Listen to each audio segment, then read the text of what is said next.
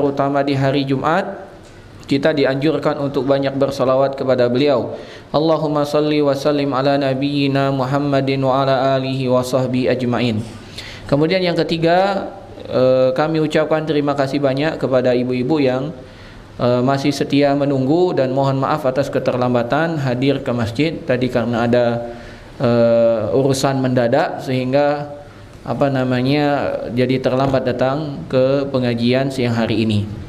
Terima kasih banyak atas kesabarannya. Semoga Allah Subhanahu wa taala limpahkan dan lipat gandakan pahala untuk ibu-ibu dan para akhwat sekalian yang telah sabar menunggu.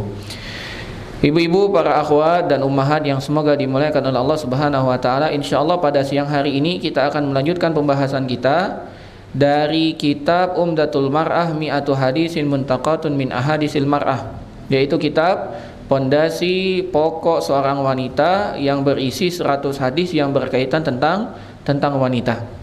Nah, insyaallah kita akan bacakan hadis ke-83, hadis nomor 83. Berkata penulis kitab ini, hadis ke-83. Naik. Beliau membawakan hadis tentang hak pengasuhan, hak asuh, kalau bahasa kita sekarang hak asuh.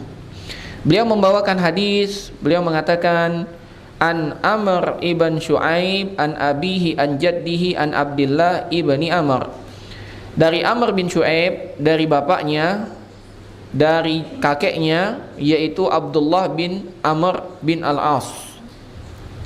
Anna imra'atan qalat, sahabat Abdullah ibn Amr mengatakan, sesungguhnya seorang wanita telah berkata, ya Rasulullah, wahai Rasulullah, inna bani hadza kana batni lahu wi'aan.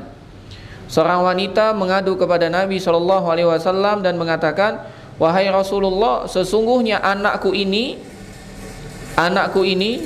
ya, hadza kana batni lahu wi'aan, perutku ini menjadi tempat tinggalnya.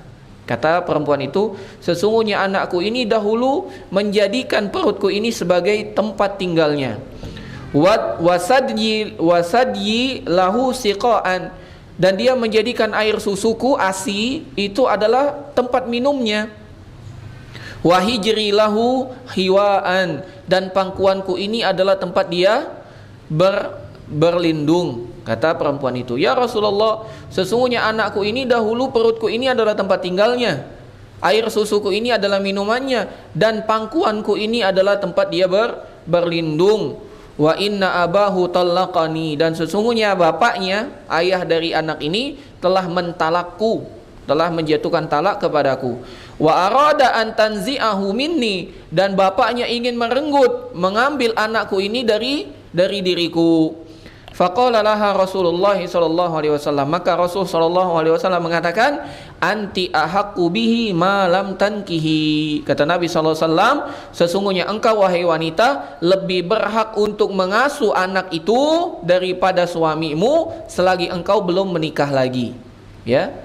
Kata Nabi SAW, sesungguhnya engkau wahai wanita lebih berhak untuk mengurus anakmu ini berhak untuk tinggal bersama dirimu selagi engkau belum menikah lagi. Inilah hadis nomor 83 yang menjelaskan tentang hak asuh. Ya. Ibu-ibu sekalian, para akhwat yang semoga dimuliakan oleh Allah Subhanahu wa taala, ada beberapa faedah hadis yang dapat kita ambil. Yang pertama, fiqhul mar'ati fi ardi qadiyatiha bi talabi hadanatil waladi bi ardi li adillati allati ikhtassat biha min dunil ab. Kata penulis di sini, perhatikan betul cara seorang wanita mengadu kepada Nabi sallallahu alaihi wasallam.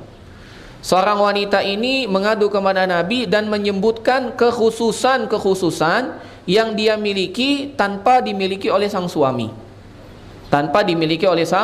Sang suami. Apa saja kekhususannya? Yang pertama al-hamal. Yang pertama bahwasanya wanita itu mengandung sedangkan suami tidak mengandung. Yang kedua war-radha'ah, yaitu menyusui. Wanita menyusui, suami tidak menyusui. Dan yang ketiga wal hadanah, dan pengasuhan. Yang membimbing, yang mengasuh seorang anak itu ibunya, bukan suaminya. Maka Nabi SAW mengatakan dengan 3 alasan itu, seorang istri lebih berhak untuk mengasuh anaknya selagi dia belum menikah lagi. Ini faedah yang pertama. Seorang wanita yang begitu cerdas. Jadi ibu-ibu sekalian, kalau seandainya kita ingin bertanya, mengadu, ya, gunakan kalimat-kalimat yang memang bagus, sehingga apa yang kita inginkan itu ya dapat terpenuhi. Lihat seorang wanita ini ingin mengadu kepada Rasul, mengeluhkan suaminya ingin mengambil anaknya dari pangkuannya, maka dia menyebutkan kalimat yang menghususkan dirinya, bahwasanya dia adalah orang yang lebih berhak untuk mengasuh anaknya. Dan akhirnya Nabi SAW menetapkan bahwanya hak asuh apabila terjadi perceraian dan sang anak itu masih belum baligh, masih harus diurus, maka yang berhak untuk mengasuhnya adalah sang ibu. Ini hukum asalnya. Jadi hukum asal kalau terjadi perceraian, maka sang anak itu ikut ibu. Namun catatan penting ibu-ibu sekalian, ketika anak ikut ibu, maka sang bapak wajib memberikan nafkah kepada sang anak, karena anak itu tidak ada mantan. Kalau istri ada mantan, kalau anak tidak ada mantan. Walaupun kita sudah bercerai dengan istri kita, walaupun kita sudah bercerai dengan suami kita, tapi anak tetap menjadi anak. Ya, tidak ada mantan anak, tidak ada. Maka sang suami wajib menafkahi anaknya. Kalau sampai dia tidak menafkahi anaknya, bisa dilaporkan kepada pengadilan agar pengadilan memanggilnya dan menetapkan ketetapan untuk dia untuk menafkahi anaknya. Nah, itu yang harus kita perhatikan. Sampai anak-anak itu betul mandiri sehingga dia bisa hidup dengan sendiri. Nah, kecuali ibu-ibu sekalian, kecuali sang ibu tidak mampu mengurus anaknya, ya, maka hak asuhnya bisa dialihkan kepada yang lebih berhak untuk, atau yang lebih mampu untuk mengasuh. Taib. Faedah yang kedua, al-aslu annal umma ahaqqu bitifli ma lam tatazawwaj. Faedah yang kedua, hukum asalnya hak asuh itu adalah kembali kepada sang ibu selagi ibu tersebut belum menikah lagi. Fa iza tazawwajat, namun kalau seandainya sang ibu itu telah meninggal lagi, fala haqqalaha fil hadanah, maka hak asuhnya berpindah, tidak lagi dia yang berhak. Bal yantaqilul haqqu ila ummiha, bahkan hak asuh itu kembali kepada ibunya si ibu, yaitu kepada nenek. Hak asuh itu kembali kepada neneknya. Ya, hak asuh itu kembali kepada ibunya ibu, kepada neneknya, atau kepada bibinya, begitu ya, atau kepada ayahnya kalau seandainya ayahnya siap untuk atau memiliki kemampuan untuk mengasuh anak tersebut. Tapi kalau tidak, terus ke bagian ibu, ya, ke neneknya atau ke bibinya dari bagian ibu. Mal ihtimam bimaslahatil mahdun, dan ini berpindahnya kepada nenek, ya, tetap memperhatikan kebaikan dan maslahat bagi sang anak, ya, mana yang lebih maslahat, dia tinggal dengan siapa. Namun masalah pengasuhan ini ke arah ibu, ke arah dari pihak ibu. Naam. Yang ketiga dari faedah hadis ini, qad yaqumu bil ummi mani'un syar'iyyun yamna'u ita'uhu haqqul hadanah wa yuqaddimu ghairuha 'alaiha.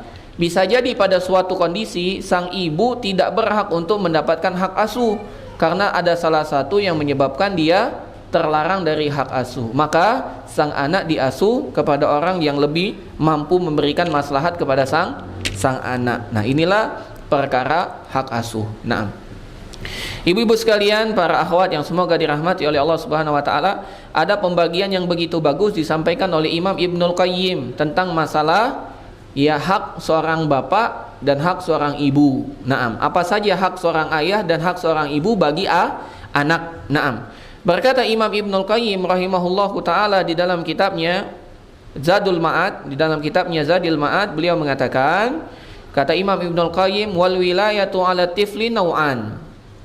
Kewalian, hak wali bagi anak itu terbagi dua. Kewalian bagi anak terbagi dua. Yang pertama, nau'un yuqaddibu fihil abu 'alal ummi. Jenis yang pertama adalah kewalian yang didahulukan seorang ayah daripada ibu.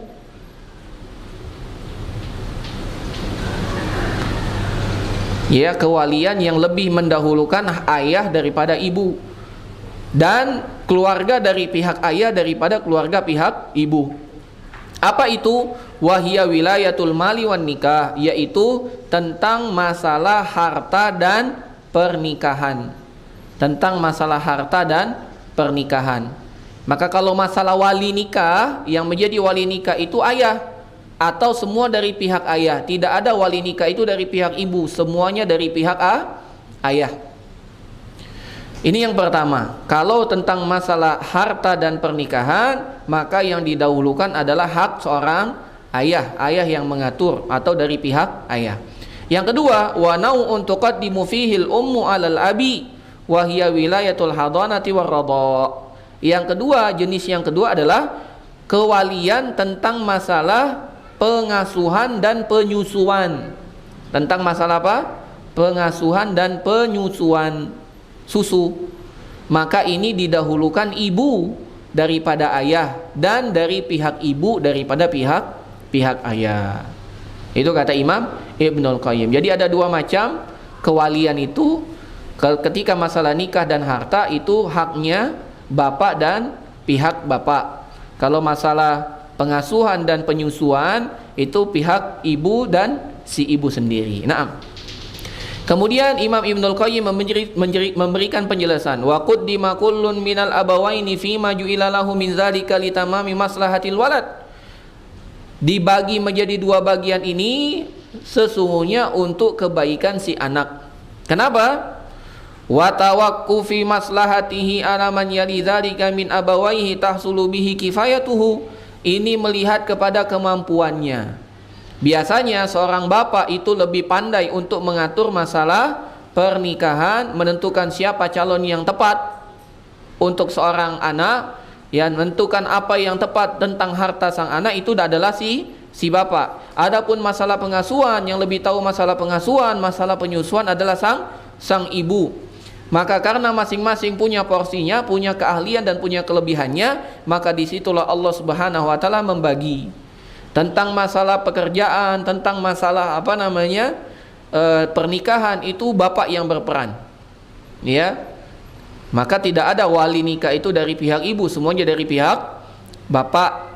Sedangkan masalah pengasuhan itu lebih didahulukan sang ibu, karena sang ibu yang lebih tahu tentang pengasuhan anak, ya. Maka di sini ibu-ibu sekalian, sekaligus kita mengembalikan hitoh yang telah Allah Subhanahu wa taala berikan kepada ibu. Karena ibu itu tugas utamanya bukan mencari nafkah. Tugas utama ibu itu adalah mengasuh. Mengasuh. Dan pekerjaan mengasuh ini penuh dengan tantangan. Kalau pekerjaan di luar rumah itu dapat gaji, maka ada kebahagiaan. Ya, kalau dulu saya gajian itu tanggal 5, Bu.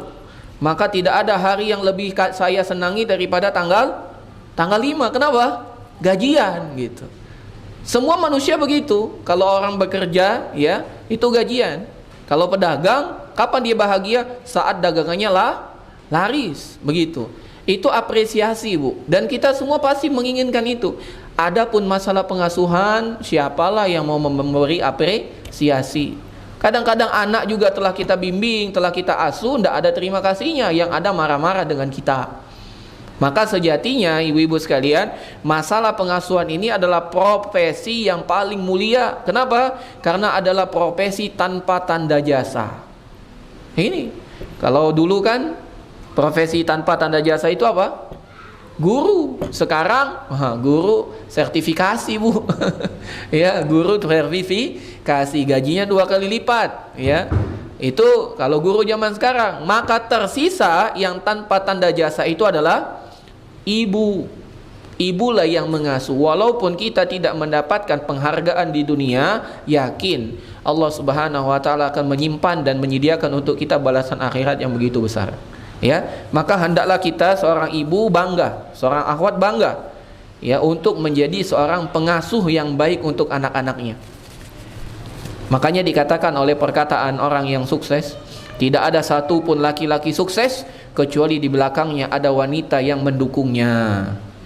Siapa itu? Ibunya. Ibunya, ya, ibunya. Tidak ada satu pun laki-laki sukses kecuali ada wanita Di belakangnya yang mendukungnya siapa? Pertama kali ibunya. Walaupun dia tidak tinggal lagi bersama ibunya, namun doa ibunya selalu bersama dia. Yakin gak ibu? Yakin. Ya, mungkin sekarang wanita-wanita belum menjadi seorang ibu, maka belum merasa. Buktikan kalau kita sudah punya anak dan anak kita sudah dewasa, tanpa diminta kita mengangkat tangan dan memohon kepada Allah agar menjaga anak kita, Bu. Karena kita merasa bahwasanya anak itu merupakan harta yang paling besar yang kita miliki. Maka tanpa kita minta kepada Allah agar Allah jaga anak itu, Bu. Ya, mungkin sekarang kita sebagai seorang istri memandang akulah adalah orang yang paling besar perannya terhadap kesuksesan suamiku. Tidak. Yang paling besar perannya dalam kesuksesan seorang laki-laki ibunya. Istri itu ketika laki-laki sudah dewasa. Yang menjadikan suaminya bisa sebesar itu siapa? Ibunya, Bu. Dari mana dia keluar? Dari rahim ibunya, bukan rahim istrinya. Ya, maka hendaklah seorang istri memposisikan dirinya sebagai ibu, sehingga ketika suaminya ingin berbakti kepada ibunya didukung, Bu. Ya, karena sejatinya apabila ibu mendukung suami kita berbakti kepada ibunya, nanti anak kita akan mendukung. Ya, nanti menantu kita akan mendukung anak kita untuk berbakti kepada kita. Ya, jangan seperti kebanyakan orang-orang yang tidak mengerti masalah agama. Setelah menikah dia ingin mengambil semua kebahagiaan dari seorang ibu. Jangan. Ya, jangan. Berikanlah hak agar ibu dari suami kita dapat menikmati jerih payahnya selama ini, dapat berjumpa kembali dengan anaknya, dapat merasakan sedikit dari kebahagiaan yang dimiliki oleh sang anak. Ya, maka hendaklah seorang istri mendukung sang suami untuk dapat berbakti kepada ibunya. Nah, baik, kita lanjutkan. Apa kata Imam Ibnul Qayyim? Walamma kana nisa'u a'rafu bitarbiyati wa aqdar 'alaiha asbar wa ardaf wa afrar laha lidzalika quddimat al-ummu fiha 'alal ab.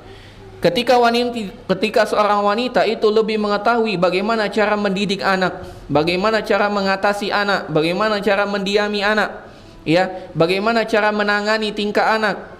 Wanita lebih sabar, wanita lebih lemah lembut, wanita lebih memiliki banyak waktu di dalam rumah untuk bersama anak-anaknya, maka masalah pengasuhan dan penyusuan diberikan kepada sang ibu. Kemudian beliau mengatakan walamma kana rajulu aqwam bi tahsini maslahatil walad wal ihtiyat lahu fil bud'i quddimal abu fiha 'alal Dan seorang laki-laki, seorang ayah, karena dia lebih mampu dalam memandang siapa yang berhak menjadi pendamping hidupnya, siapa yang berhak mendampinginya, siapa yang berhak jadi suaminya, siapa yang berhak jadi istrinya, maka wilayah pernikahan itu diberikan kepada sang bapak. Kemudian Ibnu Taimiyah mengatakan fataqdimul ummi fil hadanati min mahasini syar'iyyati au syari'ati wal ihtiyadi lil atfal wan nadhari lahum wa taqdimul fi wilayatil mali wa tazwiji kadzalik. Maka ketahuilah ibu-ibu sekalian, ketika Allah Subhanahu wa taala menetapkan bahwasanya hak asuh itu didahulukan ibu dan keluarga ibu, ini merupakan dari kebaikan-kebaikan syariat Islam. Demikian juga ketika Allah menetapkan masalah perwalian itu di bapak dan dari pihak bapak, ini pun merupakan tanda kebaikan-kebaikan syariat Islam dan lebih untuk kemaslahatan dari sang anak itu sendiri. Nah, inilah pembahasan tentang pengasuhan anak pada hadis nomor 83. Naam. Kita lanjutkan pada hadis nomor 84. Pada hadis nomor 84 masih berkaitan tentang pengasuhan. Tapi bukan masalah hak asuh, bukan. Tapi dalam masalah bagaimana kita mendidik dan mengasuh anak kita. Ya, tentang masalah bagaimana cara mendidik dan mengasuh anak kita. Berkata penulis, wa an Abdullah ibni Amir, dari Abdullah ibn Amir, annahu qala, dia berkata bahwasanya da'atni ummi yauman, telah memanggil aku ibuku, yaitu ibuku telah memanggil aku yauman, ibuku pernah memanggil aku suatu hari. Wa Rasulullah sallallahu alaihi wasallam qaidun fi baitina, sedangkan pada saat itu Rasul sallallahu alaihi wasallam sedang berkunjung duduk di rumah kami. Ini kata sahabat Abdullah ibnu Amir. Kata sahabat Abdullah ibnu Amir, pada suatu hari ibuku pernah memanggilku, dan saat itu sedang ada Rasulullah di rumah. Maka ibuku memanggil, faqalat, ha ta'ala u'tika, wahai anakku, sini, sini, nanti aku kasih sesuatu. Ya, seperti orang tua zaman sekarang sama. Sini nak, sini dulu sebentar, ibu ada sesuatu nih untuk kamu, gitu kan? Ngomongnya begitu, sini nak, sini, ada sesuatu untuk kamu. Faqala laha Rasulullah, maka mendengar kalimat itu Rasul langsung bertanya, wa ma aradti an tu'tihi, memang apa yang kamu mau berikan? Kata Nabi SAW, memang apa yang ingin kamu berikan kepada anakmu tersebut? Nabi memastikan kalimat aku akan beri kamu sesuatu itu hanya kalimat, hanya pemanis belaka agar anak itu mau mendatanginya, atau memang ingin memberikan sesuatu. Maka Nabi bertanya, apa yang ingin engkau berikan? Faqalat, maka wanita itu, maka ibunya si Abdullah ibn Amir mengatakan, u'tihi tamran, ya Rasulullah, aku akan memberikan dia kurma. Aku akan memberikan dia kurma. Kata Nabi SAW, faqala laha Rasulullah SAW, maka Rasul berkata kepada wanita tersebut, ama innaki laulam tu'tihi syai'an kutibat lakil kadhibah, kutibat alaiki kadhibatan. Kata Nabi SAW, hati-hati, kalau sampai engkau tidak memberikannya sesuatu, maka Allah akan tetapkan satu kebohongan untuk dirimu. Nah, ini ibu-ibu sekalian, dalam masalah pengasuhan. Jadi kita tidak boleh memberikan iming-iming kepada anak kita sesuatu yang tidak kita akan berikan kepada dia. Jangan, ya, jangan. Dan ini sering terjadi, ya. Ayo nak, sini pulang dulu nak, nanti kita pergi, gitu. Ya, anaknya akhirnya nurut pulang. Ketika sampai rumah, kapan bu pergi? Ya, nanti kapan-kapan. Ini tidak boleh. Kutibat alaiki kadzibatan, maka akan dituliskan satu kedustaan untuk kita ibu-ibu. Ya, maka hendaklah kita jangan sampai berbohong kepada anak kita. Kalau kita memang menjanjikan untuk bermain, main sudah. Tapi kalau kita tidak mau, jangan janjikan. Janjikan. Kalau kita tidak mau, misalnya anak kita sedang main, ya, anak kita sedang main, kemudian kita butuh dengan dia untuk mengamankan dia karena kita sibuk nanti di rumah, khawatir dia diculik atau diapakan oleh orang lain, maka kita panggil, nak, sini nak, gitu. Kenapa bu? Sini, panggil pulang dulu misalnya, gitu. Kenapa? Nanti aja, misalnya kata anaknya, sini dulu, ibu ada sesuatu, ibu ada sesuatu untukmu. Maka pulanglah anak itu. Pas sampai, pokoknya kamu pulang aja dulu di sini. Mana sesuatunya? Tidak ada, yang penting kamu pulang. Ini namanya kutibat alaiki kadzibah. Akan dituliskan satu kebohongan untuk kita, bu. Ya, maka jangan sampai kita menganggap remeh perkara ini. Apalagi untuk anak-anak, terekam di kepalanya, bu. Ya, para akhwat sekalian yang belum punya anak, terekam semua di kepala anak kita, terekam semua di hati anak kita, sehingga hal itu akan menjadikan dia mudah untuk berdusta. Na'udzubillah. Dan ketahuilah dusta itu adalah dosa besar. Ya, maka kata Nabi SAW, ketahuilah kalau seandainya engkau tidak memberikannya sesuatu, maka akan dituliskan satu kebohongan untuk dirimu. Na'udzubillah. Ya, beberapa faedah hadis ini. Yang pertama, mura'atul akhlaqil hamidati fi tarbiyatil atfali wat ta'amul ma'ahum. Yang pertama adalah perhatian Rasul sallallahu alaihi wasallam tentang akhlak yang terpuji dalam mendidik anak-anak dan bermuamalah dengan mereka. Salah satu akhlak yang mulia adalah jujur. Salah satu akhlak yang mulia adalah menepati janji. Maka ibu-ibu sekalian, kita berlatih diri untuk jujur kepada anak-anak kita, untuk menepati janji. Dan banyak sekali orang tua lupa bahwasanya anaknya jauh lebih kuat ingatannya daripada dia. Ini yang harus kita catat, bu. Anak-anak itu jauh lebih kuat ingatannya daripada kita. Kita sudah banyak yang dipikirkan, sedangkan anak-anak masih lebih sedikit daripada kita. Sehingga apabila kita mengucapkan satu kalimat dan itu merupakan janji, mereka akan terngiang-ngiang sampai kapanpun. Begitu kita tidak mengabulkannya, maka itu akan melukai hatinya, dan itu akan membekas, dan tanpa dia sadari dia akan mengulangi perbuatan yang sama ketika dia besar nanti. Maukah kita mendidik anak kita menjadi koruptor? Jawabannya tidak. Maukah kita mendidik anak kita menjadi pembohong? Jawabannya tidak. Maka mulai dari kita sendiri jangan pernah membohongi anak kita, walaupun hanya, sini nak, ibu kasih permen. Jangan. Kalau kita tidak punya permen, jangan bicarakan dan jangan ucapkan kalimat itu. Ya cukup mengambil, pulang sudah maghrib, pulang sudah mau asar, pulang mandi, cukup begitu. Jangan kita janjikan dengan yang manis-manis namun kita tidak mampu menepatinya. Ya, andai pun kita mau janji, kita katakan, nak sini, kita doa sama-sama semoga Allah kabulkan apa yang kau mau, itu boleh. Ya, karena kita gantungkan kepada Allah. Ya, tapi kalau kita menjanjikan, sini ibu kasih ini, nanti ibu belikan remote, nanti ibu belikan itu, namun kita tidak penuhi, maka itu ditulis sebagai kedustaan. Yang kedua, faedah hadis ini, ahamiyatul qudwati fi tarbiyatil aulad. Sangat penting memberikan contoh dalam mendidik anak. Anak-anak itu, Bu, lebih melihat kepada contoh daripada ucapan kita.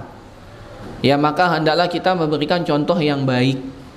Tanpa dirasa, ketika kita membantah dengan suami, anak kita juga akan membantah kita tanpa disadari.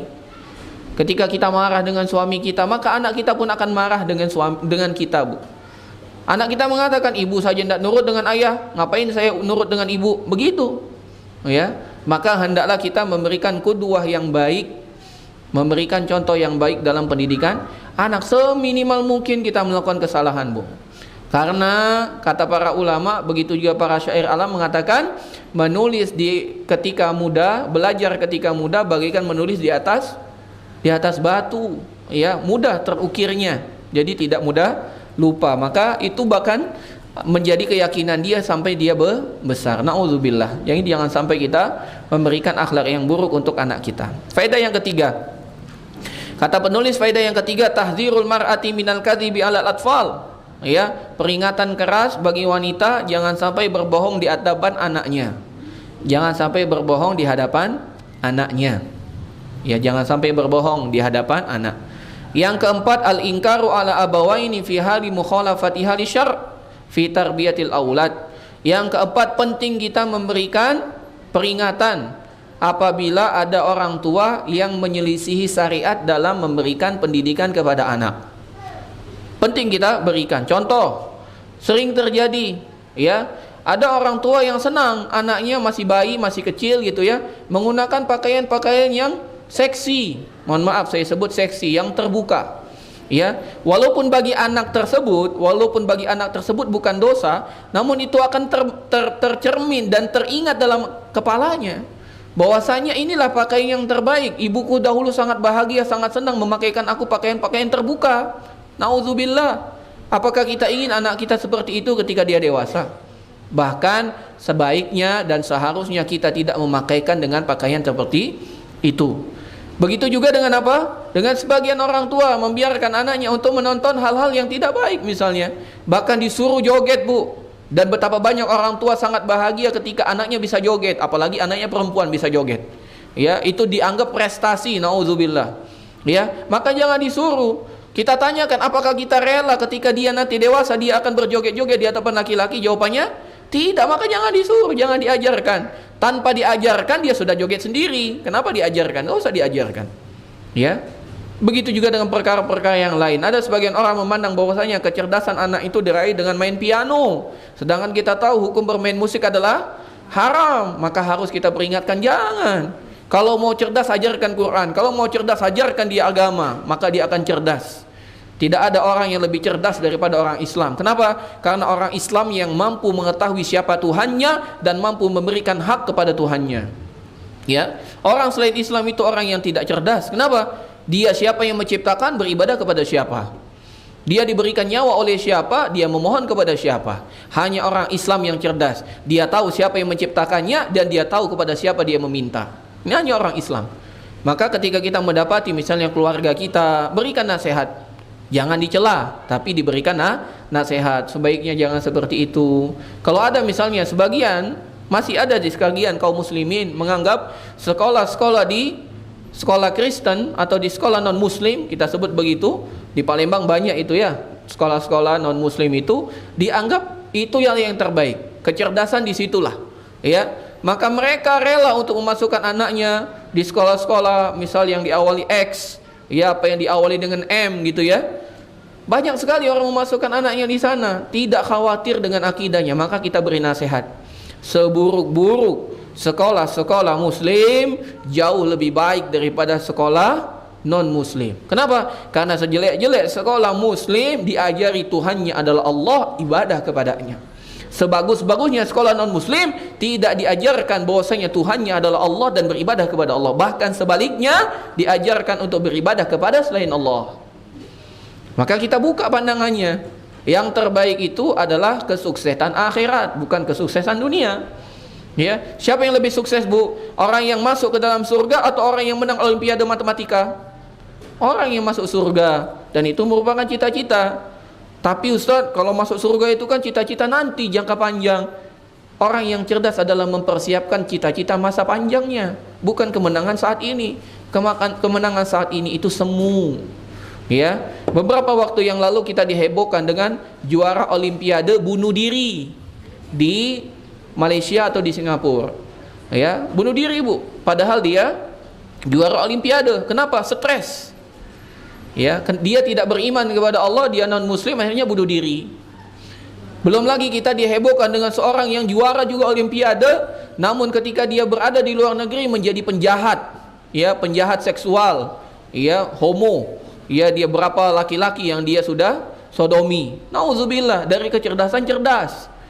Ya, kalau menang olimpiade jadi standar kebahagiaan dia sudah dapat, namun senyata perbuatannya sangat mengerikan. Ratusan laki-laki dinistai oleh dia dengan perbuatan sodominya. Nauzubillahi min dzalik. Nah, kemudian yang kelima dari faedah hadis ini, asarun nasyatil ula alal atfali fil kibar. Betapa besarnya dampak pendidikan di saat kecil bagi anak ketika dewasa. Ya, ketika kita mendidik anak untuk selalu jujur, insya Allah dia ketika besar mampu berbuat dan berkata jujur. Sebaliknya, kalau seandainya ketika dia kecil kita sering berbohong, sering berdusta, dan sangat disayangkan sebagian ibu-ibu, sebagian orang tua untuk menakuti anak-anaknya, takutnya dengan hantu. Ya, naudzubillah, sayang sekali ini. Ya, misalnya anaknya keluar rumah malam-malam, dia nggak suka anaknya keluar rumah di dalam-dalam, di malam hari, dia mengatakan, jangan keluar, di sana ada kuntilanak. Jangan keluar, di sana ada genderuwo. Jangan keluar, di sana ada begini, ada begitu, ada mak lampir, ada tuyul, ada. Subhanallah. Kenapa dia tidak katakan takutlah kepada Allah? Inilah yang menyebabkan kenapa anak-anak kita itu takut ke kamar mandi, tidak berani sendiri. Lewat depan kuburan lari terbirit-birit. Kenapa? Karena salah kita sendiri menakut-nakutinya dengan perkara seperti itu. Ya, padahal lewat depan kuburan nggak ada apa-apa. Sudah beda alam, kenapa khawatir? Kenapa takut? Ada jin, Ustaz, kenapa takut dengan jin? Jin itu takut dengan kita. Bukankah Nabi SAW mengabarkan bahwasanya Umar Ibnul Khattab apabila lewat satu jalan, tidak ada satupun jin dan setan kecuali memilih jalan yang lain, tidak mau berjumpa dengan Umar. Itu bukti bahwasanya jin itu takut dengan kita. Namun ketika kita takut kepada jin, maka jin itu makin mengolok-ngolok kita. Maka jangan pernah takut dengan setan. Maka ini harus dirubah, ibu-ibu sekalian. Menakut-nakutin anak tidak seperti itu, ya. Menakut-nakutin anak tidak seperti itu. Jelaskan kepada mereka. Menurut kita menjelaskannya tidak ada bermanfaat, Bu. Sekarang dia tidak paham, suatu saat dia paham. Nah, jangan bermain api, panas, terbakar nanti. Mungkin dia tidak paham. Besok kita katakan lagi, nak, jangan main api, terbakar nanti, panas. Suatu saat dia tetap bermain api dan terkena api dan panas, dia baru mengatakan, betul kata ibuku. Ya, jelaskan. Ketika dia lari-lari di jalan yang berbatu, kita jelaskan, nak, jangan lari-lari, tersandung, jatuh nanti sakit. Masih dia lari-lari, jelaskan lagi, nak, jangan lari-lari, banyak batu, tersandung nanti sakit. Sampai akhirnya dia berlari-lari, tersandung, jatuh. Kita katakan, betul enggak kata ibu? Betul. Dia akan ingat, Bu. Dia akan ingat, ya. Dan ketika sekali, dua kali terbukti omongan kita benar, maka kali ketiga, nah, hati-hati, jangan nyebrang, jangan lari-lari di jalan, nanti tertabrak motor. Maka otomatis dia mengatakan, ibuku benar dan aku tidak akan pernah mencoba seperti dua kali percobaan sebelumnya. Kenapa kita tidak menjelaskan? Memang butuh waktu, memang capek rasanya, namun itu lebih bermanfaat dari anak daripada sekedar menakuti saja. Jangan, jelaskan. Ya, kita kira dia tidak paham, suatu saat dia akan paham dan akan menjadi cerdas dengan apa yang telah kita jelaskan. Dan jangan lagi Bu menutup ya celah bagi anak-anak untuk bertanya. Ini banyak terjadi. Nanya terus anaknya, "Nak, Ibu, ini apa?" Kita jawab. Dan jangan sampai berbohong, jawab. Kalau kita tidak tahu, katakan, "Ya, Ibu belum tahu. Ibu tidak tahu." Ya, Kakak tahu enggak? Adik tahu enggak? Yuk kita cari sama-sama. Sekarang misalnya, kita katakan, "Nanti Ibu masih ada kerjaan, sebentar lagi ya. Selesai ini coba nanti kita cari bersama." Begitu. Jangan dipotong, "Ah, kau ini banyak nanya terus." Jangan, Bu. Ya. Ketika kita telah menutup celah dia bertanya, maka dia tidak akan lagi bertanya kepada kita. Bagaimana rasanya ketika anak kita di hadapan kita bertanya kepada orang lain padahal kita ada di hadapannya? Sakit, Bu. Ya. Dan itu merupakan akibat ulah kita sendiri. Maka lebih baik kita capek, lebih baik kita lelah, lebih baik kita letih dalam menjawab pertanyaan anak kita daripada anak kita kapok bertanya kepada kita. Biarkan. Dan kebanyakan ibu-ibu juga salah. Salahnya apa? Ketika anak melakukan kesalahan dan dia berani jujur, langsung dihardik. Ya. Sehingga anak itu khawatir, kalau seandainya saya jujur maka ibu saya akan marah, lebih baik saya tidak jujur. Ini yang harus kita tahan, Bu. Memang hati boleh jengkel, amarah bisa naik, namun kita pahami anak kita sudah berani jujur kepada kita, maka jangan dimarahi di detik itu. Jangan marahi. Kalau kita gemes silakan dipeluk. Ya, ya Allah, semoga Allah berikan petunjuk untukmu, Nak, sambil kita marah ya. Tapi jangan dimarahi dianya, dipeluk saja. Sudah. Setelah itu kita jelaskan, "Nah, akibat dari perbuatanmu begini, ini pecah, ini harganya mahal, Ibu tidak bisa beli lagi. Ya, gimana ini? Harusnya gimana? Berarti ke depan hati-hati, jangan sampai terjadi lagi seperti ini." Ya, bagus kamu bisa jujur, Ibu sayang, Ibu bangga dengan kamu. Tapi perbuatan ini salah, jangan diulangi. Ya, jujurnya terus lakukan, kesalahannya jangan dilakukan lagi. Nah, itu beberapa contoh praktek dari bagaimana cara kita mengasuh anak-anak kita. Nah, ibu-ibu sekalian, kita lanjutkan pada hadis ke-85. Ya, 85.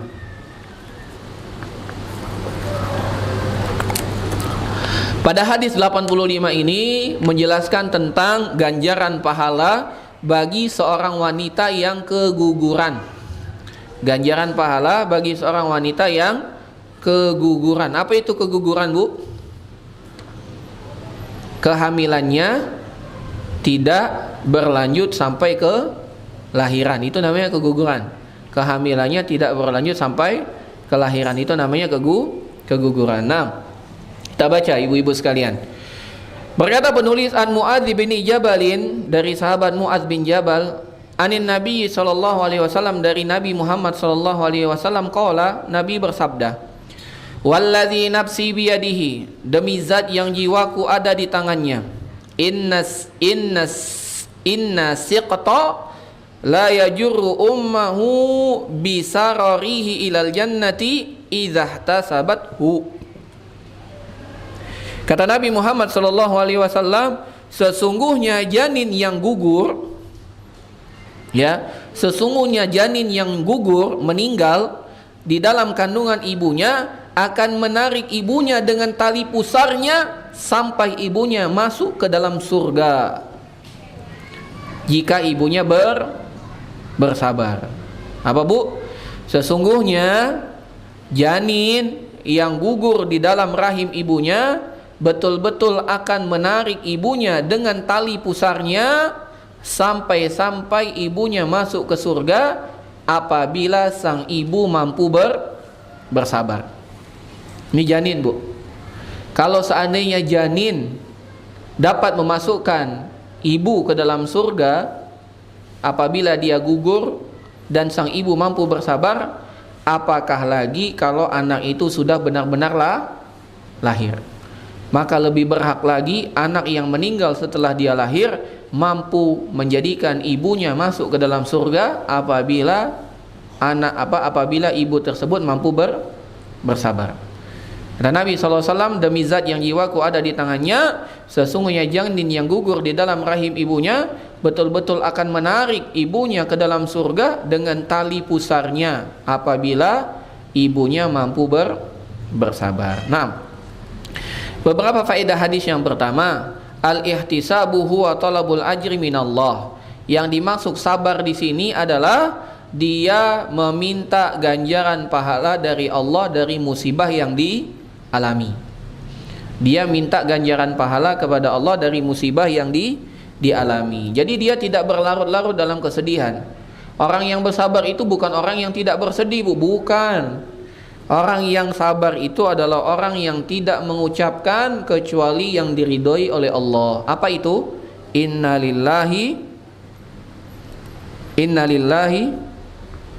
wa inna ilaihi rajiun, ya, itu ucapan yang diridhoi oleh Allah Subhanahu wa taala.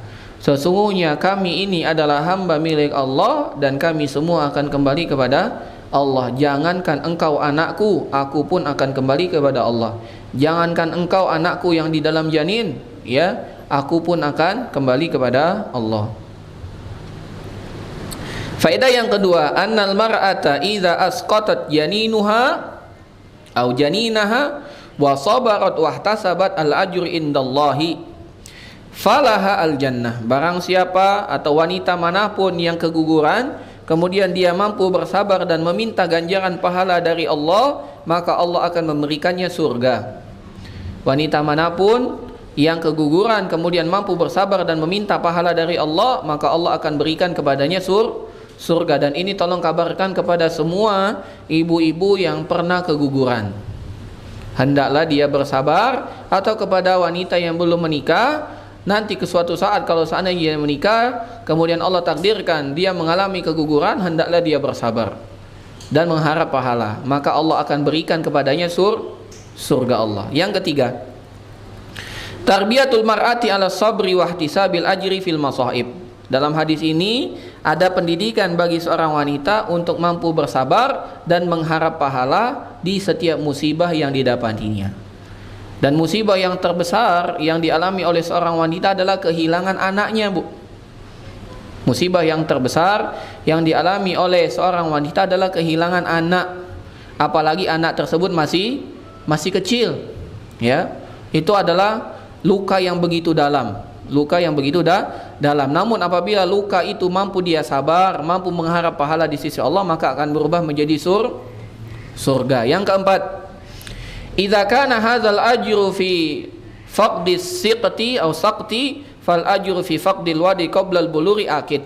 Kalau seandainya bayi atau janin yang ada di rahim yang gugur saja dapat memberikan surga bagi ibunya, apalagi anak yang sudah lahir sebelum dia baligh yang meninggal, maka lebih berhak lagi untuk mengantarkan ibunya kepada surga, dengan syarat anak tersebut belum baligh. Anak tersebut belum baligh. Yang terakhir, fadlullahil azim alal mu'minin wa isbatihim bil jannah ala a'malin la yadan lahu fiha. Coba perhatikan ibu-ibu sekalian, Allah berikan kepada kita surga padahal kita tidak melakukan apa-apa. Kita hanya bersabar saja, ya, tanpa melakukan upaya apa-apa, cuman bersabar. Sabar itu kan menahan diri dari ucapan perbuatan yang tidak diridhoi Allah. Bersabar saja, menahan diri. Apabila kita mampu menahan diri, bersabar, maka Allah akan berikan surga. Apa itu contohnya? Salah satunya kehilangan anak, baik anak itu yang masih di janin ataupun yang sudah lahir. Dan ini merupakan keutamaan yang Allah berikan kepada orang-orang beriman. Allah itu sangat sayang dengan kita. Allah itu sangat sayang kepada kita. Maka hendaklah kita melatih diri untuk sabar, ya, walaupun musibah yang kita alami itu begitu menyakitkan. Walaupun musibah yang kita alami itu begitu menyakitkan. Nah, taib, kita lanjutkan pada hadis berikutnya, hadis nomor 86. Pada hadis nomor 86 ini dijelaskan tentang bolehnya seorang ibu mengenakan kepada anak gadisnya perhiasan-perhiasan. Jadi boleh enggak anak-anak kecil dipakaikan perhiasan? Jawabannya boleh. Itu kalau dari segi hukumnya, Ibu. Tapi kalau dari segi keamanannya, maka hendaklah berhati-hati. Ya, apalagi kita berada di zaman sekarang. Ketika ekonomi itu sulit, maka kita harus lebih berhati-hati lagi. Kenapa? Semakin sulit mencari pendapatan, maka peluang untuk melakukan perbuatan kejahatan itu makin besar. Ya, maka jangan berikan anak-anak kita ya perhiasan-perhiasan baik itu yang asli ataupun yang imitasi. Khawatirnya anak-anak kita yang akan celaka. Kenapa? Karena orang pikir itu asli, ternyata imitasi, sedangkan anak kita telah dilukai oleh dia demi mendapatkan kalung atau gelang atau cincin atau anting yang imitasi itu. Maka jangan sampai kita mengenakan kepada anak-anak kita sesuatu yang menarik perhatian orang lain. Itu kalau ditinjau dari segi keamanan sekarang. Tapi kalau dari segi hukumnya, insya Allah kita baca bahwasanya boleh bagi seorang ibu memakaikan ya perhiasan-perhiasan kepada anak gadisnya, kepada anak perempuannya. Nah, kita baca. Kata penulis, an Amr ibn Shu'aib an abihi an jaddihi. Dari sahabat Amr bin Shu'aib, dari ayahnya, dari kakeknya, yaitu Abdullah ibn Amr ibn al-As, anna imra'atan atat Rasulullah, bahwasanya ada seorang perempuan telah menemui Rasulullah. Wa ma'aha ibnatun laha, sambil membawa seorang anak gadis, sambil membawa seorang anak kecil wanita, bukan anak gadis ya, anak kecil wanita. Wa fi yadi ibnatiha masakatan ghalidhatani min zahab. Sedangkan di dua tangan anak perempuan itu terdapat gelang yang begitu tebal, gelang emas yang tebal. Terdapat apa? Gelang emas yang tebal, min zahab, dari emas. Faqala laha, maka Nabi SAW bertanya kepada wanita tersebut, atu'tina zakata hadza, karena gelangnya besar-besar, maka Nabi mengira gelang ini pasti sudah lewat nisabnya. Bayangkan Bu, dua gelang kanan kiri gitu ya, tebal-tebal. Kalau satu tangan beratnya 50 gram, kalau dua berarti berapa? 100 gram. 100 gram sudah wajib zakat belum? Sudah wajib. Maka Nabi SAW mengatakan, atu'tina zakata hadza, wahai wanita, apakah engkau membayar zakat dari dua gelang yang besar ini? Maka kata wanita tersebut, qala la, oh ya Rasulullah, belum, aku belum membayarkan zakatnya. Maka Nabi mengatakan, ayasuruki an yusawwirakillahu bihima yaumal qiyamati siwaraini minan nari atau min narin. Wahai wanita, apakah engkau merasa senang pada hari kiamat kelak Allah memakaikan dua gelang di tangan putrimu, dua gelang dari api neraka? Nabi mengatakan begitu. Wahai ibu, apa engkau rela Allah pakaikan kedua tangan anakmu dua gelang yang terbuat dari api neraka? Maka wanita itu pun faqala'athuma fa'alqathuma ilan nabi. Maka seketika ibu itu langsung melepaskan gelang dari tangan anaknya dan menyerahkan gelang itu kepada Nabi SAW. Dan dia mengatakan, huma lillahi wa li rasulihi. Dua gelang ini aku berikan kepada Allah dan Rasulnya. Ini menjadi di jalan Allah, fi sabilillah, tidak lagi dipakaikan ke tangan anaknya. Ya, ibu-ibu sekalian yang semoga dimuliakan oleh Allah Subhanahu wa taala, beberapa faedah hadis ini. Yang pertama, bolehnya seorang ibu memakaikan perhiasan kepada anaknya, dan ini merupakan adat yang tidak dipermasalahkan, boleh saja. Bahkan ini harus, jangan sampai anaknya perempuan namun tidak bisa memakai perhiasan, karena wanita itu memang pasangannya perhiasan gitu. Jadi boleh. Yang kedua, walaupun diizinkan, dibolehkan oleh syariat seorang anak ya menggunakan perhiasan, namun wajib bagi walinya untuk mengeluarkan zakat dari perhiasan tersebut.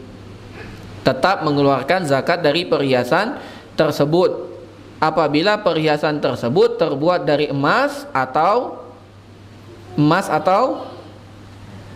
perak ya. Kalau terbuat dari emas putih gimana Ustadz? Jawabannya tidak, emas putih bukan emas, namanya saja emas putih, ya. Kalau kita ini juga ada emas hitam, ya. Ya, emas hitam, ya. Ada emas lili, itu juga emas itu, ya. Tapi emas hitam tidak disebut dengan emas, ya. Yang disebut emas ya emas gitu, ya, logam yang berwarna kuning itu. Yang ketiga, dari keutamaan atau dari faedah hadis ini bahwasanya perhiasan itu termasuk ke barang-barang yang harus diberikan zakatnya. Jadi perhiasan itu termasuk yang diberikan zakatnya. Jadi emas digolongkan dengan emas. Jadi kalau ibu punya uang logam emas digabung dengan apa? Perhiasan emas digabung juga dengan logam antam, ya, logam mulia yang ibu punya, itu ditimbang, ya. Ibu misalnya punya cincin, kalau di kita ini kan hitungnya suku, ya. Suku apa? Suku kan? Apa mayang? Suku, ya, di kita, ya. Misalnya suku, satu suku itu 6,25 gram, ya.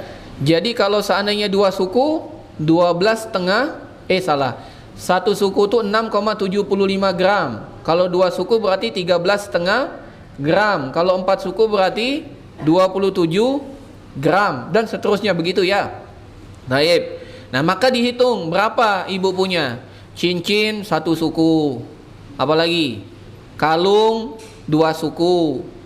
Apalagi? Gelang satu suku. Dihitung, Bu. Sudah dihitung total misalnya ada 10 suku. Berarti kalau 10 suku berapa?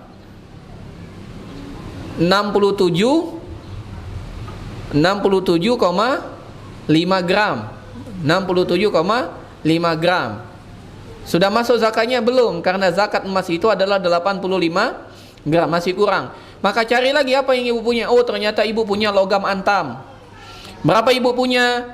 Ada 3 keping 10 gram, Ustaz. Berarti 30 tambah 60 tadi berapa? 90. Sudah wajib zakat? Sudah wajib zakat. Maka dikeluarkan, Bu. Jadi jangan bilang, oh tapi ini kan gelang kalung, Ustaz, tidak wajib zakat. Tidak, gelang kalung perhiasan juga termasuk barang yang harus dizakati, ya, barang yang harus dizakati. Kita bawakan hadis yang lain. Kita bawakan hadis yang lain, bukan hanya bagi perhiasan anak-anak. Jangan sampai ada ibu-ibu yang mengatakan, wah ini kan untuk perhiasan anak-anak, kalau perhiasan ibunya tidak jadi masalah. Kita baca dari sahabat Abu Muawiyah, dia mengatakan, haddatsana Hajjaj ibn Amr ibn Shu'aib an abihi an jaddihi, dari sahabat Abdullah ibn Amr bin Al-As, dia mengatakan, atat an-nabiy sallallahu alaihi wasallam imra'atan, telah datang kepada Nabi dua orang wanita, fi aidihima asawir, di kedua tangan wanita-wanita itu terdapat gelang, min zahabin, yang terbuat dari emas.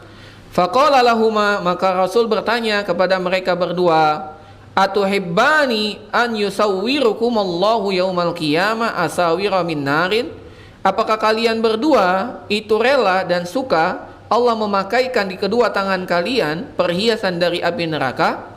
Maka dua wanita itu mengatakan, qala ta'ala, la, tidak wahai Rasul. Qala, maka Nabi mengatakan, fa'addiya haqqa hadzal ladzi fi aidikuma, maka hendaklah kalian menunaikan hak dan kewajiban dari emas yang kalian pakai ini, yaitu membayar zakatnya, ya.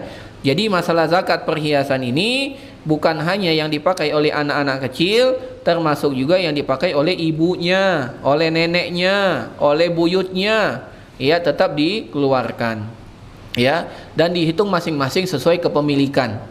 Kalau itu milik orang tuanya, dihitung milik orang tuanya, ya. Wallahu a'lam bissawab. Nah, faedah yang selanjutnya, annal fatata as-saghira tuzayyinu minas sighar wa tu'awwadu ala dzalik wa huwa muwafiq li fitratiha. Tadi sudah disebutkan, ya. Faedah yang pertama, anak wanita itu silakan dihiasi dengan perhiasan dan dibiasakan untuk menggunakan perhiasan tersebut karena sesuai dengan fitrah perempuan. Yang selanjutnya, an-zahab min hulil mar'ah, bahwasannya termasuk perhiasan seorang wanita itu adalah emas dari zaman dulu, Bu. Ya, wanita itu suka dengan emas. Makanya di Indonesia wanita-wanita itu sangat cinta dengan emas. Ya, walaupun emasnya warna gelap ya, sangat suka dengan emas ya. Ya, ada emas Arif, ada emas siapa gitu ya. Senang sekali dengan emas gitu ya. Yang selanjutnya an-dzahab al-malbus fihi zakatun ka ghairihi minadz-dzahab. Emas yang dipakai di badan juga memiliki zakatnya seperti emas-emas yang ada. Yang terakhir dari faedah hadis ini, annal mar'ata allati la tuzakki ma ladaiha minal huli mutawaidatun bin nari yaumal qiyamah, atau mutawaidatun bin nari yaumal qiyamah. Wanita yang tidak menunaikan zakat perhiasan yang dia gunakan, maka diancam dengan api neraka di hari kiamat kelak. Nauzubillah. Maka ibu-ibu jangan sampai lupa mengeluarkan ya zakat dari perhiasannya. Ustadz, kalau seandainya perhiasan juga dizakati, habis duit kami ini Ustadz. Itulah resiko. Kalau tidak mau, silakan punya emas tidak sampai nisab, aman insyaallah. Ya. Jadi kalau kalung kecil aja Bu, setengah suku. Cincin kecil aja seperempat suku.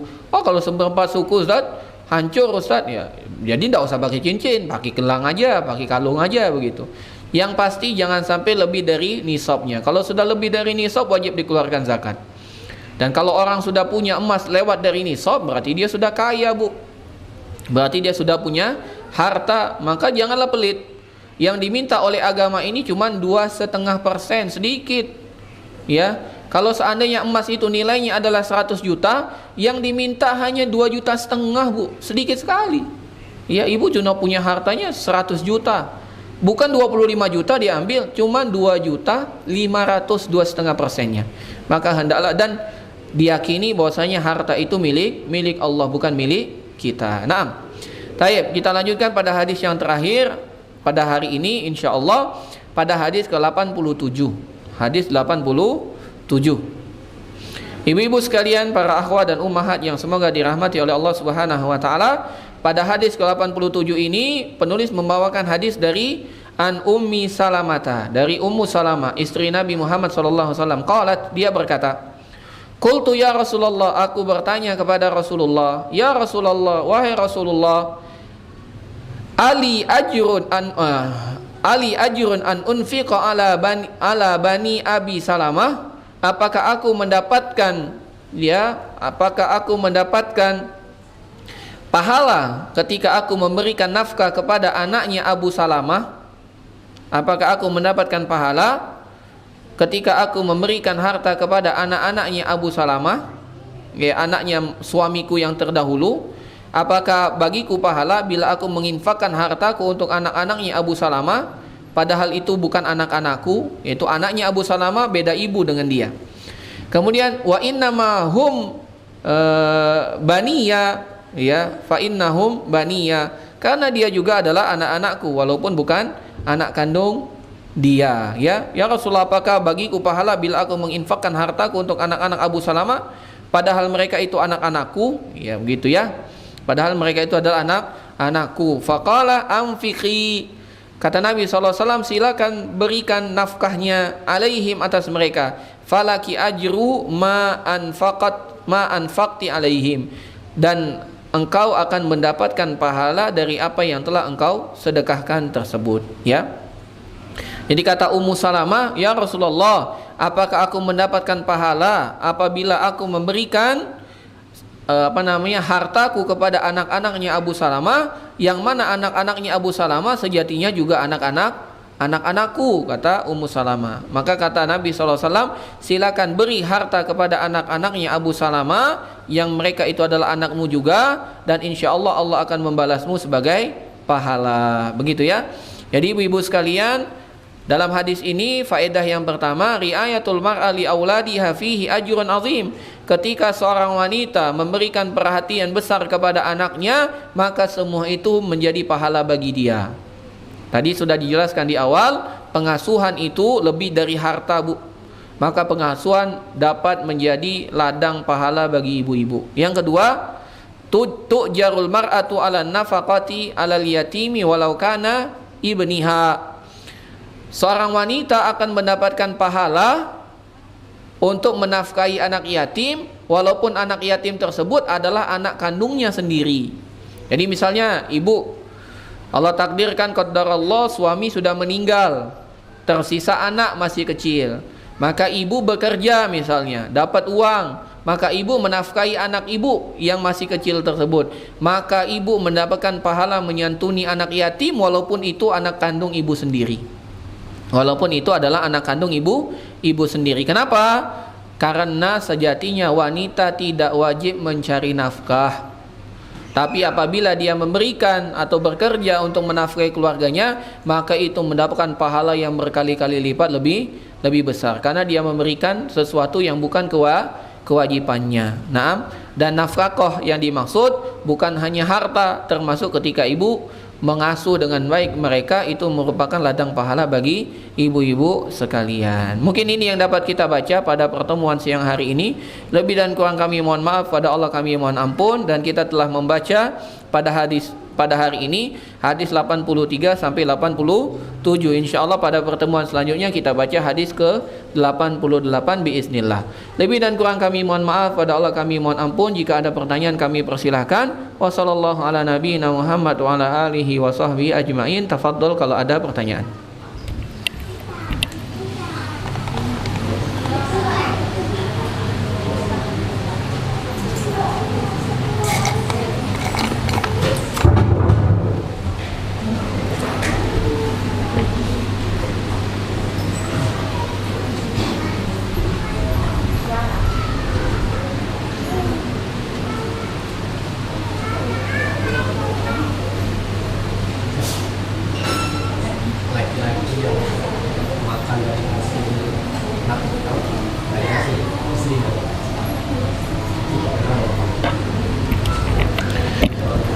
Ini ada pertanyaan. Pertanyaannya, bagaimana hukum seorang laki-laki makan dari hasil usaha istrinya? Apa hukum seorang suami makan dari hasil usaha istrinya? Maka harus ditafsil, harus diberikan perincian. Yang pertama, apabila sang suami makan dari harta istrinya karena istrinya rela, istrinya ridha, istrinya telah memberikan harta tersebut hasil jeripayahnya kepada suaminya, maka kata Allah Subhanahu wa taala, fakuluhu hani'am mari'a, silakan makan, silakan nikmati, silakan gunakan harta tersebut, dengan syarat istrinya ridha, istrinya mau, istrinya dengan senang hati memberikan, maka bagi suami boleh. Yang kedua, apabila sang istri tidak ridha, sejatinya istri tidak mau bekerja, istrinya tidak mau mencari nafkah, cuman karena suaminya yang tak mau bekerja, suaminya yang malas-malasan, suaminya yang tak mau menafkahi, maka akhirnya sang istri yang bekerja. Dan dalam hati istri tidak ridho sejatinya, maka sang suami berdosa. Sang suami berdosa. Tidak boleh bagi sang suami berpangku tangan memanfaatkan kerja istri, tidak boleh, haram bagi dia. Kata-kata Nabi SAW, kafa bil mar'i isman an yudayyi'a man yakut. Cukuplah dosa bagi seseorang laki-laki ketika dia menelantarkan orang yang wajib dia nafkahi. Maka tidak boleh. Ya, maka ini penjelasannya. Kalau seandainya seorang laki-laki ya berpangku tangan, diam, tidak mau berusaha, dia makan dari hasil usaha istrinya, maka haram, tidak boleh. Ada yang ketiga. Yaitu laki-laki telah berusaha, telah berjuang, telah bekerja, namun qadar Allah tetap saja tidak cukup, sampai akhirnya sang istri harus membantu, dan akhirnya sang suami makan dari harta istri dan istrinya ridho, karena istrinya tahu dengan kondisi suami, maka pada kondisi ini boleh. Dan yang dilakukan oleh istri mendapat dua pahala. Yang pertama pahala sedekah, yang kedua pahala silaturahim. Dan ini sesuai dengan ceritanya Abdullah ibnu Mas'udin radhiyallahu anhu, yang mana Abdullah ibnu Mas'ud telah bekerja, namun hasil kerjanya tidak mampu mencukupi kebutuhan keluarga, istrinya juga ikut bekerja, sampai akhirnya istrinya menafkahi atau membantu menafkahi keluarga, dan Abdullah ibnu Mas'ud pun makan dari sebagian harta istrinya. Dan kata Nabi SAW, sedekah yang kau berikan kepada suamimu bernilai sedekah dan bernilai silaturahim, maka dapat dua ganjaran pahala. Wallahu alam bisawab. Nah, ada lagi ibu pertanyaan?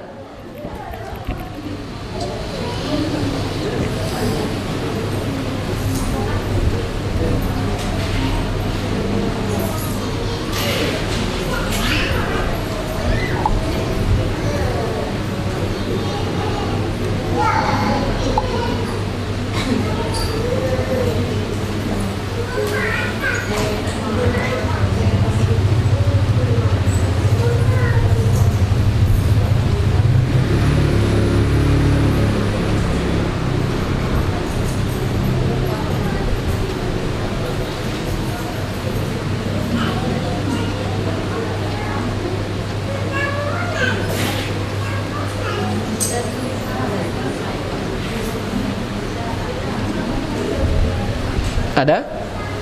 Ibu-ibu, ada pertanyaan? Tidak ada? Kalau tidak ada, kita cukupkan. Ada? Ada, Bu? Boleh dijawab? Ada, tidak? Tidak ada ya. Kalau tidak ada, kita cukupkan sampai di sini. Lebih dan kurang kami mohon maaf, dan sekali lagi terima kasih ibu-ibu telah menunggu. Atas keterlambatan yang tadi saya mohon maaf sedalam-dalamnya. Semoga Allah Subhanahu wa taala ampuni saya dan juga mengampuni ibu-ibu sekalian dan melipat gandakan pahala untuk ibu-ibu sekalian, dan menetapkan apa yang telah ibu-ibu lakukan pada siang hari ini dan juga para akhwat sebagai pemberat timbangan amal kita nanti di hari kiamat kelak. Amin ya rabbal alamin. Kita memohon kepada Allah, Allahumma inna nas'aluka ilman nafi'an wa rizqan thayyiban wa amalan mutaqabbala. Allahumma inna nas'alukal huda wat tuqa wal afafa wal ghina. Kita tutup dengan doa kafaratul majlis. Subhanakallahumma wa bihamdika asyhadu an la ilaha illa anta astaghfiruka wa atubu ilaik. Assalamualaikum warahmatullahi wabarakatuh.